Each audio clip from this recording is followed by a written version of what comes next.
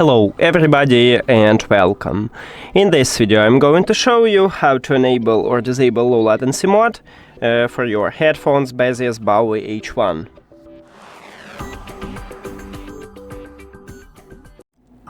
You have to start by open Baseus application, and of course you need to add your headphones to the app. Then tap at your headphones at the device list, and right here at the bottom we have low latency mode.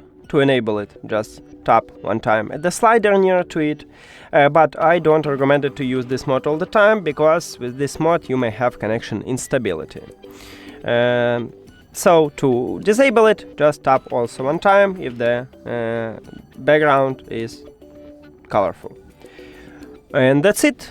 Thank you for watching this video. If you found it helpful, please consider subscribing to the channel and leave the like on the video. See you later.